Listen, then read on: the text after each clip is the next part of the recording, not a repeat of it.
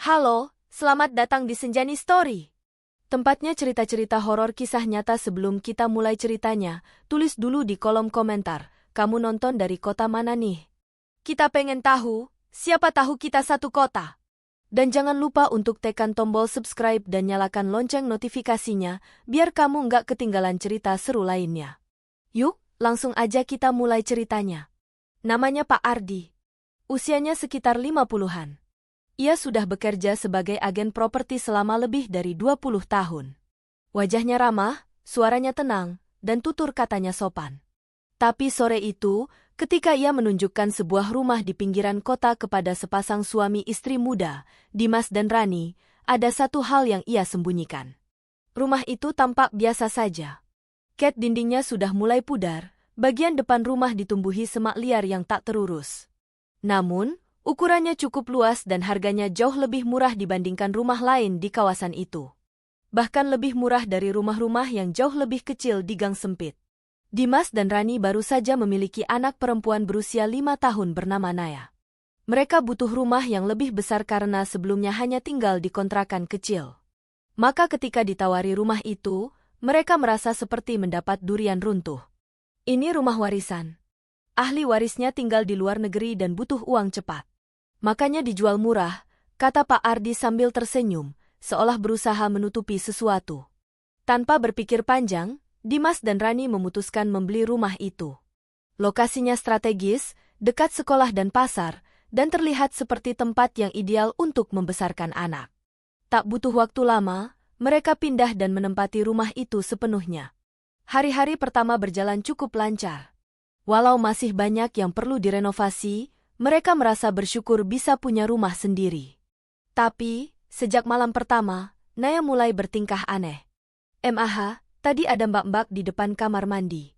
Dia senyum ke Naya, ujar Naya polos, sambil memeluk bonekanya. Rani mengira Naya hanya berimajinasi. Anak kecil memang sering punya teman hayalan. Tapi yang membuat merinding adalah, keesokan harinya, Naya menggambar sosok yang ia sebut mbak-mbak itu. Rambut panjang, tubuh kurus, dan wajah yang tidak digambar sama sekali.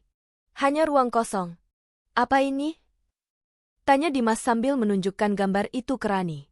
Gambarnya serem banget, Mas, ucap Rani pelan. Tapi mereka memilih untuk mengabaikannya. Seminggu setelah pindah, Rani mulai merasakan keanehan. Ia sering merasa diawasi saat memasak di dapur. Padahal Dimas sedang bekerja, dan Naya bermain di kamarnya.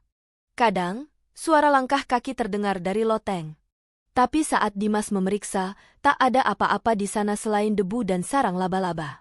Suatu malam, ketika Dimas sedang lembur di ruang kerja, ia mendengar suara tangisan pelan dari arah belakang rumah.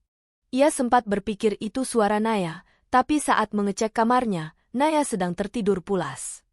Tangisan itu terdengar lagi malam berikutnya. Dimas bahkan sempat merekamnya menggunakan ponselnya, tapi suara itu hanya terdengar samar seperti angin. Kita salah beli rumah, jangan-jangan, celetuk Dimas setengah bercanda. Tapi Rani tak tertawa. Rani sendiri mulai sering merasa sesak ketika berada di kamar mandi belakang.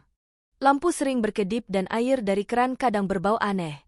Ia juga sempat merasa seperti ada yang berjalan melewati lorong ketika sedang mencuci piring. Tapi lagi-lagi, saat ia menoleh, tak ada siapa-siapa. Tetangga sekitar pun tampak menjaga jarak. Setiap kali Rani menyapa, mereka hanya menjawab singkat lalu buru-buru masuk rumah. Bahkan ibu-ibu yang sedang menyapu halaman pun mendadak diam begitu Rani lewat. Sebenarnya ada apa dengan rumah ini? Gumam Rani di dalam hati. Malam itu, Naya kembali menggambar. Kali ini gambarnya jauh lebih menyeramkan. Sosok perempuan dengan rambut terurai berdiri di depan rumah mereka. Di baliknya, terlihat percikan merah seperti darah. Lagi-lagi, wajah sosok itu kosong. Mbak Wulan marah, kata Naya, tiba-tiba. Siapa Wulan? Tanya Rani sambil menahan rasa tidak nyaman. Naya menjawab dengan pelan, Mbak yang tinggal di lemari kamar belakang. Dia bilang, dulu dia juga tinggal di sini. Rani sontak merinding. Dimas yang mendengar cerita itu mencoba menenangkan. Ia berpikir Naya hanya meniru film atau cerita dari YouTube. Tapi makin hari, kejadian aneh makin sering terjadi. Pernah suatu malam, Dimas bermimpi didatangi seorang perempuan dengan wajah rusak. Perempuan itu memegang perutnya yang berdarah dan berkata dengan suara lirih, "Tolong, tolong, aku dibunuh di sini." Dimas terbangun dengan keringat dingin. Mimpi itu terjadi 3 malam berturut-turut. Anehnya, setiap kali ia mencoba membicarakan hal ini dengan Rani, tiba-tiba lampu ruang makan mati sendiri. Dan jika menyalakannya lagi, suara detak jam dinding menjadi jauh lebih keras dari biasanya, seolah waktu sedang bicara. Tak tahan dengan rasa penasaran, Dimas akhirnya bertanya pada Pak Broto, tetangga sebelah yang usianya sudah cukup tua. Awalnya, Pak Broto tampak enggan menjawab. Tapi setelah Dimas desak dengan sopan, akhirnya ia bicara pelan. Rumah itu sudah lama kosong sebelum Mas beli. Dulu pernah ada anak perempuan yang tinggal di situ. Namanya Wulan. Tapi dia menghilang secara misterius. Polisi datang, tapi nggak pernah ketemu mayatnya. Lalu kenapa kasusnya berhenti? Tanya Dimas, menahan napas. Karena keluarganya pindah, dan nggak ada bukti kuat. Tapi sejak saat itu, siapapun yang tinggal di situ, selalu merasa diganggu. Akhirnya rumah itu dibiarkan saja selama bertahun-tahun. Dimas terdiam. Semua ucapan Pak Broto cocok dengan kejadian yang mereka alami selama ini.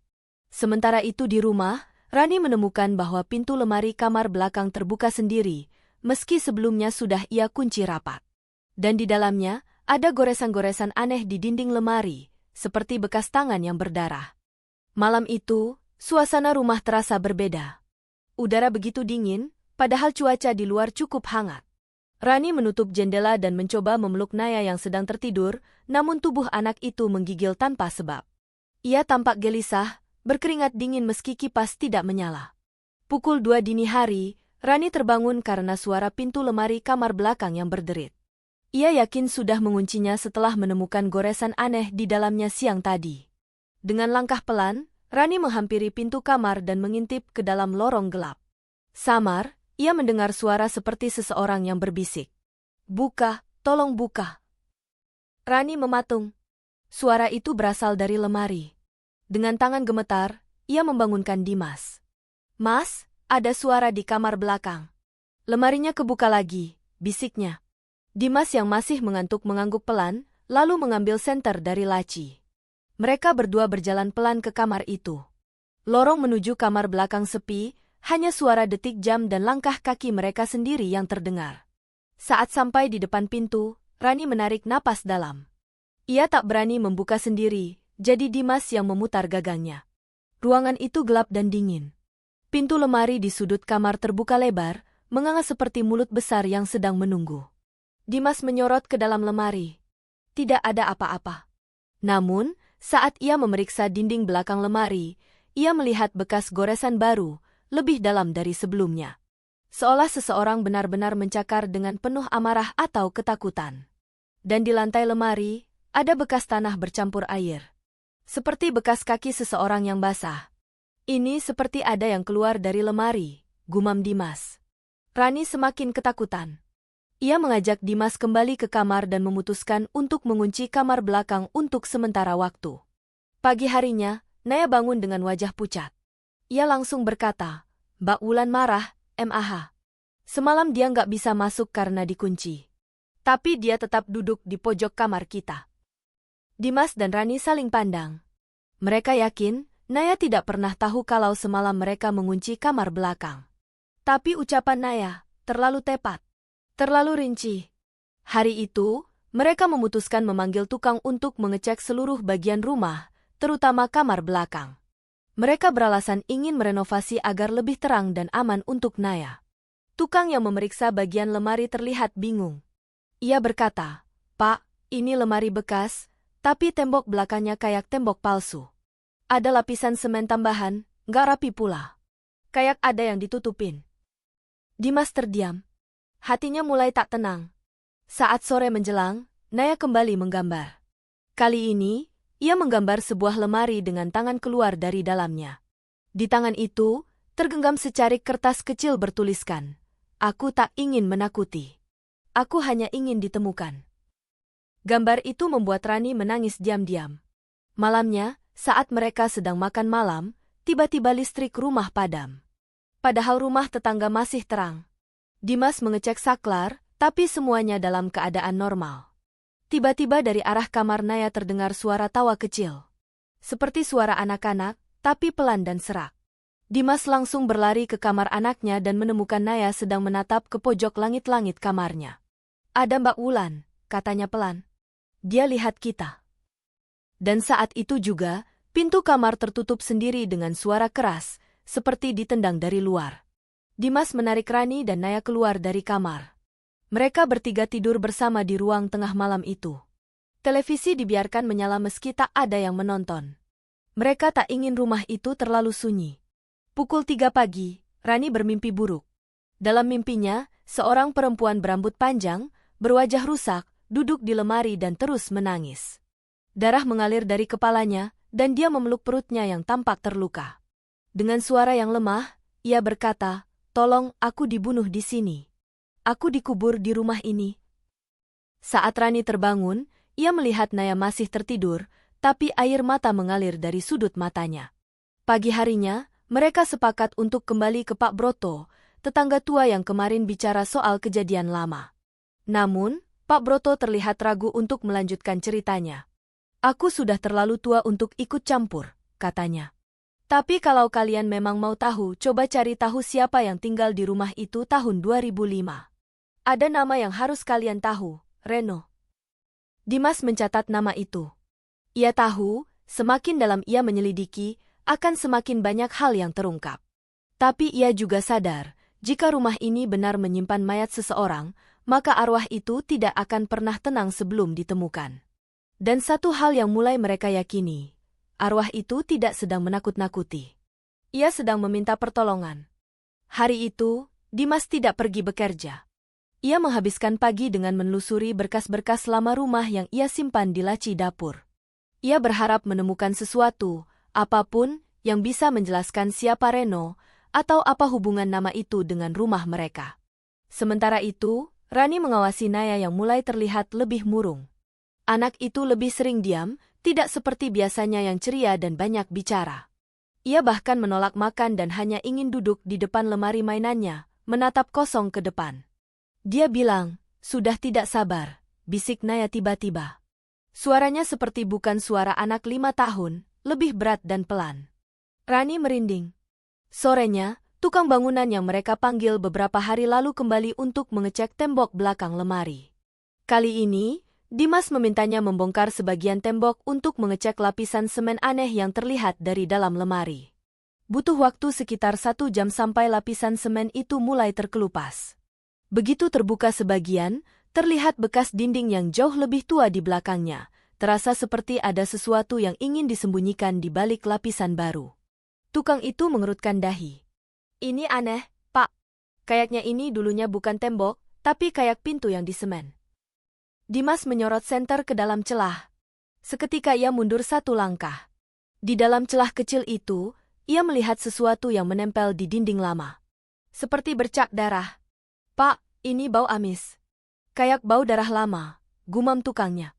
Dimas meminta pekerja itu menghentikan pembongkaran untuk sementara. Ia ingin tahu dulu sejarah rumah itu lebih dalam sebelum lanjut menggali. Ia takut menemukan sesuatu yang lebih menyeramkan jika dilakukan tanpa persiapan. Malam harinya, Dimas membuka internet dan mencari kata kunci, "Pembunuhan gadis Wulan tahun 2005. Dan benar saja.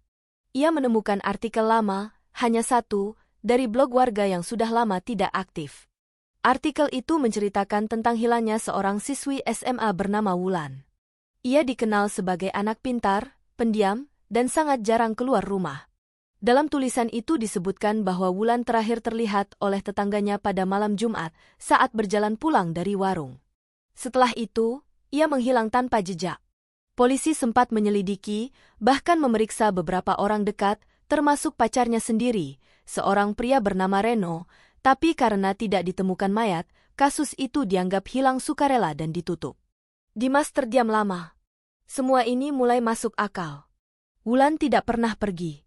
Ia tidak hilang kemana-mana. Ia mati di dalam rumah ini. Dibunuh. Dan tubuhnya disembunyikan. Malam itu, Dimas tak bisa tidur. Ia hanya duduk menatap langit-langit kamar, berpikir keras, apa yang harus dilakukan selanjutnya. Ketika ia menoleh ke arah Naya yang tertidur, ia melihat anaknya mengigau.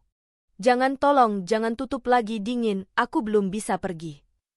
Rani yang ikut terbangun langsung memeluk Naya erat. Tangannya gemetar. Air matanya jatuh. Aku nggak tahan lagi, Mas, katanya lirih. Kita harus selesaikan ini. Keesokan harinya, Dimas pergi ke kelurahan untuk meminta data kependudukan rumah itu. Ia beralasan ingin melengkapi data sertifikat. Di sana, ia bertemu dengan seorang staf tua yang ternyata masih ingat soal rumah tersebut. Oh, itu rumah lama ya? Sebelum kosong bertahun-tahun, pernah ditempati keluarga Pak Mahfud. Anaknya cuma satu, Wulan. Tapi mereka pindah keluar kota setelah Wulan menghilang. Saya ingat betul, waktu itu kasusnya bikin heboh. Pak Mahfud itu kerjanya di luar kota.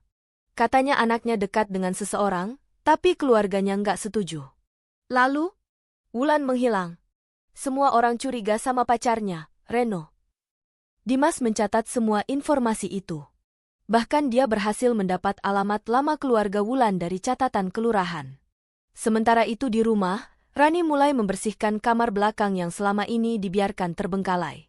Saat ia menyapu di bawah lemari, ia menemukan kertas tua yang sudah sobek sebagian. Tulisan di kertas itu samar, tapi masih bisa terbaca. Jika suatu hari aku hilang, tolong cari aku di balik tembok. Aku tak ingin mati dilupakan. Tertulis nama, Wulan Mardiah. Rani terduduk. Matanya berkaca-kaca. Kini semua mulai jelas. Wulan selama ini hanya ingin ditemukan. Ia tidak marah, tidak ingin menakuti. Ia hanya menunggu seseorang yang mau percaya dan membantu. Rani memeluk Naya yang duduk di sofa, lalu berbisik pelan, kami akan bantu Mbak Wulan pulang. Kamu tenang, ya? Dan malam itu, Rani bermimpi. Dalam mimpi itu, seorang gadis duduk di pojok lemari. Tubuhnya penuh luka, tapi wajahnya tersenyum. Terima kasih, akhirnya ada yang dengar suaraku. Malam itu adalah malam Jumat. Sejak pagi, langit tampak murung. Hujan turun tanpa henti sejak siang, membuat suasana rumah semakin sunyi dan dingin. Udara di dalam kamar terasa lembab, dan entah kenapa, bau tanah basah mulai tercium samar-samar dari kamar belakang. Padahal, tak ada jendela terbuka. Rani membereskan pakaian Naya sambil sesekali melirik ke arah lemari belakang. Hatinya gelisah. Sejak menemukan kertas bertuliskan nama Wulan, pikirannya tak tenang. Ia tahu, ini bukan kebetulan. Ini adalah bentuk permintaan tolong dari seseorang yang sudah terlalu lama dikubur dalam diam. Sementara itu, Dimas belum pulang. Ia pergi menemui seseorang yang dulunya pernah jadi ketua RT di lingkungan rumah lama Wulan. Informasi yang ia dapatkan mengejutkan. Betul, Mas. Dulu ada anak SMA, Wulan namanya. Pintar dan pendiam. Tapi pacarnya itu anak bermasalah. Namanya Reno. Keluarganya sempat menolak hubungan mereka. Sampai akhirnya Wulan hilang. Tapi waktu dicari, nggak ketemu jenazahnya, cuma ada isu. Katanya malam terakhir dia kelihatan masuk ke rumah itu. Rumah yang sekarang Mas tempati. Dimas menggenggam kunci motornya erat. Hatinya bergetar. Pak, menurut Bapak, ada kemungkinan Wulan dikubur di rumah itu? Potong ketua RT pelan. Kemungkinannya besar, Mas. Tapi siapa yang mau cari? Waktu itu rumah itu langsung kosong. Nggak ada yang berani sentuh. Pukul 8 malam. Listrik rumah tiba-tiba padam. Bersamaan dengan suara petir di luar, seluruh lampu mati. Hanya cahaya dari layar ponsel yang tersisa. Rani menggenggam tangan Naya erat-erat, lalu mengambil senter dari dapur. Tapi sebelum sampai, ia mendengar suara. Tolong, aku di sini. Suara itu pelan. Seperti angin, tapi jelas. Rani menoleh ke arah lorong kamar belakang. Nafasnya tercekat saat melihat pintu lemari itu, yang sebelumnya sudah ia paku agar tidak terbuka, kini kembali menganga perlahan. Dari dalamnya keluar bau busuk, seperti daging yang membusuk lama. Tapi tidak ada siapa-siapa di sana. Hanya kegelapan. Naya mulai menangis. Mbak Wulan marah, dia bilang sudah terlalu lama menunggu. Saat Rani menarik Naya ke pelukannya, televisi menyala sendiri. Layar menampilkan siaran statis, tapi di sela suara bising itu, terdengar suara isak tangis perempuan. Bukan efek. Itu suara nyata. Sangat nyata. Tolong aku, jangan biarkan dia bebas, jangan biarkan dia hidup tenang setelah bunuh aku. Pintu kamar tiba-tiba tertutup sendiri dengan suara keras. Senter di tangan Rani padam. Suasana berubah menjadi total gelap. Nafas Naya terengah. Ia berteriak-teriak ketakutan, dan saat Rani mencoba meraih saklar, tangan dingin menyentuh bahunya. Ia menoleh. Tapi tidak ada siapapun. Saat itulah, Dimas tiba-tiba masuk ke rumah. Ia melihat seluruh rumah gelap dan pintu utama terbuka sedikit. Dengan langkah cepat, ia masuk dan berteriak, "Rani? Naya?" Dari arah kamar, ia melihat Rani dan Naya duduk di pojok ruangan sambil menangis. Wajah mereka pucat. Dimas segera memeluk keduanya. Malam itu mereka bertiga tidur di ruang tengah lagi, dengan lilin menyala di setiap sudut. Tidak ada yang bicara. Tak ada yang berani memejamkan mata. Pukul 3 dini hari, Dimas terbangun. Ia mendengar langkah kaki pelan dari arah kamar belakang. Tapi kali ini, langkahnya sangat berat. Seperti seseorang yang diseret. Perlahan, mendekat, hingga berhenti tepat di depan ruang tengah. Lilin tiba-tiba mati satu persatu. Dimas menarik tubuh Rani dan Naya ke pelukannya. Suara tangisan itu kembali terdengar. Lirih. Patah-patah. Dia harus dihukum, dia tidak boleh tenang, aku mati di tangan orang yang aku percaya. Esok paginya, Dimas tak bisa menunggu lebih lama. Ia menghubungi kantor polisi dan melaporkan bahwa ia mencurigai ada korban pembunuhan yang dikubur di rumahnya. Polisi awalnya menganggap itu tidak serius, tapi Dimas menunjukkan bukti-bukti. Tulisan tangan Wulan, tembok di semen ulang, dan catatan warga sekitar. Barulah mereka mau datang. Sore harinya, 2 orang petugas dan 1 penyidik forensik tiba. Mereka memeriksa lemari dan dinding belakang. Setelah menggali sekitar 40 cm, salah satu petugas menghentikan gerakannya. "Pak, kami temukan tulang manusia." Rani langsung terduduk lemas. Satu persatu, potongan tulang mulai diangkat dari dalam dinding. Masih ada sisa-sisa pakaian remaja perempuan dan gelang kecil yang bertuliskan inisial WM, Wulan Mardiah. Tangis Rani pecah. Bahkan para petugas pun tak mampu menyembunyikan keterkejutan mereka. Kini semuanya jelas. Wulan tidak pernah pergi. Ia dibunuh, dikubur, dan dilupakan. Tapi tidak lagi. Tasya berdiri mematung di depan kamar terkunci yang ada di ujung lorong lantai 2 rumah itu. Semalaman, suara isakan pelan dan bisikan meminta tolong terus terdengar dari balik pintu tersebut. Pagi itu, dia memberanikan diri untuk memanggil Pak Arman, tukang kunci langganan keluarganya, untuk membongkar kunci kamar misterius itu. Saat Pak Arman sedang sibuk mencongkel kunci tua yang berkarat, suasana di dalam rumah terasa jauh lebih dingin dari biasanya. Seolah seluruh dinding menyerap kehangatan dan menyisakan hawa beku yang mengendap di kulit. Bahkan jari jemari Tasya gemetar bukan hanya karena gugup, tapi karena suhu yang tak biasa. "Bu, ini kuncinya aneh banget. Kayak sengaja dikunci dari dalam. Tapi enggak ada slot kunci di bagian dalam pintu," gumam Pak Arman sambil terus mencoba. Tak butuh waktu lama, akhirnya pintu itu berhasil dibuka. Aroma apek yang sangat menyengat langsung menyergap hidung mereka. Ruangan itu gelap, tirai tertutup rapat, dan debu menyelimuti setiap permukaan. Di dalam kamar hanya ada 1 ranjang tua, lemari pakaian antik, dan sebuah cermin besar yang sudah retak di sudut atasnya. Tasya melangkah masuk perlahan. Jantungnya berdegup keras saat melihat ukiran di sisi ranjang, sebuah inisial, RS.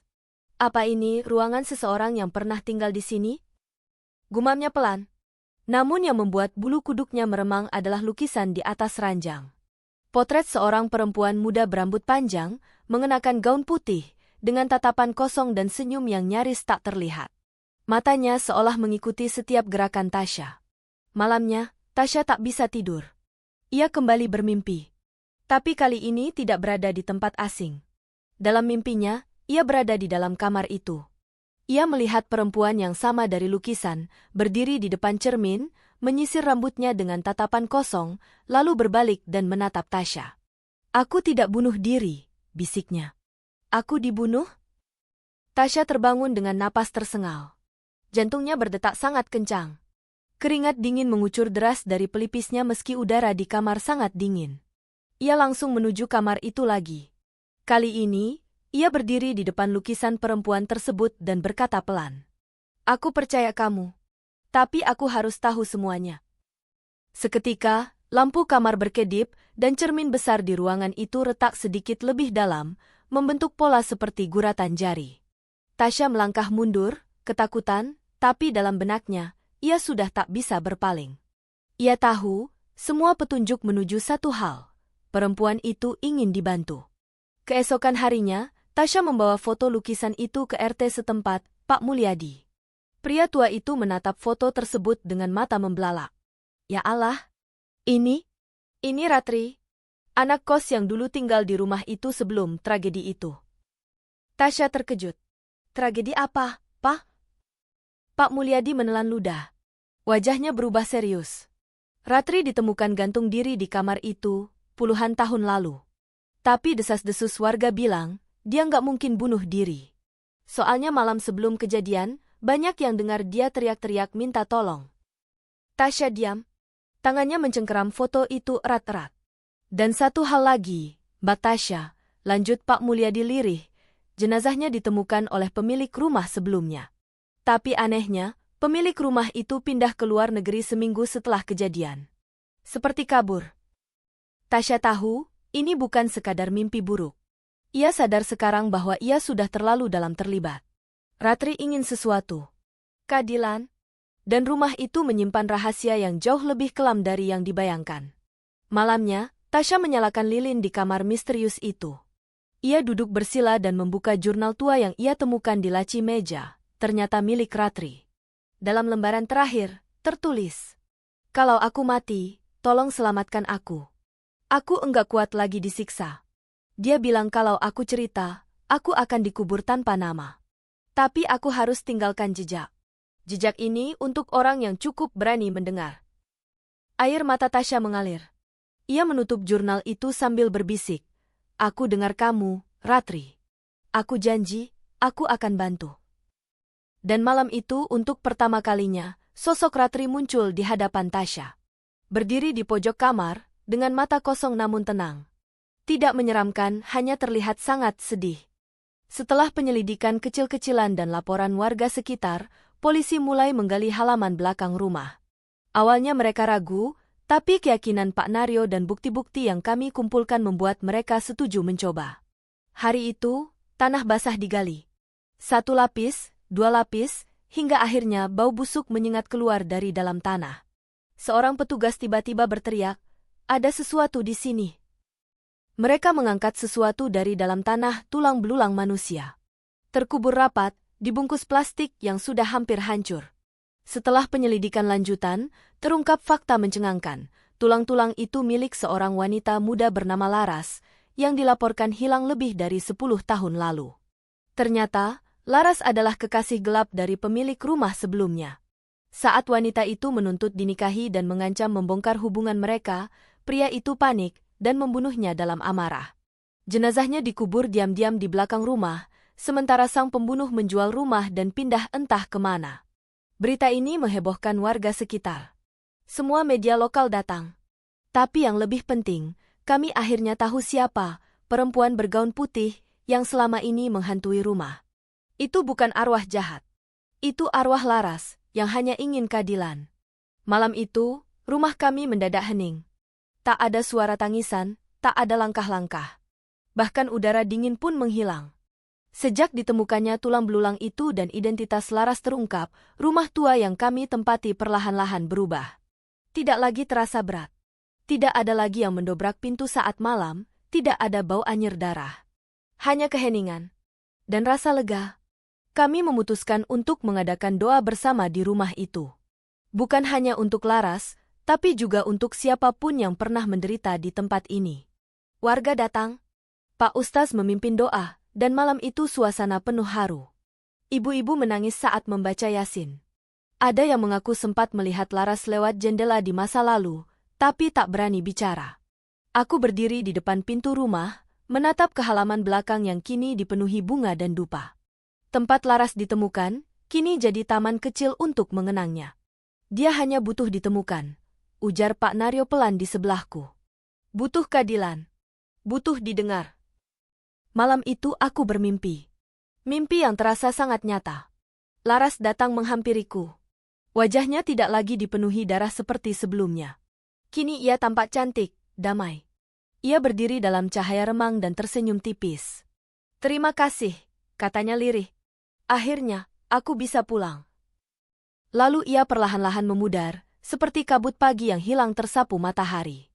Dan sejak malam itu, aku tak pernah melihatnya lagi. Tidak dalam mimpi, tidak dalam bayangan. Rumah ini kini benar-benar menjadi rumah. Tak ada ketakutan. Hanya kenangan. Dan kisah nyata yang tak akan pernah kami lupakan. Penutup. Rumah yang kami beli ternyata lokasi pembunuhan, bukan hanya kalimat pembuka cerita horor. Itu nyata. Dan kisahnya adalah bukti bahwa kadang, rumah menyimpan sejarah yang tak pernah selesai. Arwah yang gentayangan bukan selalu karena ingin menakut-nakuti, kadang mereka hanya ingin didengar. Dan kini, kami mendengarnya.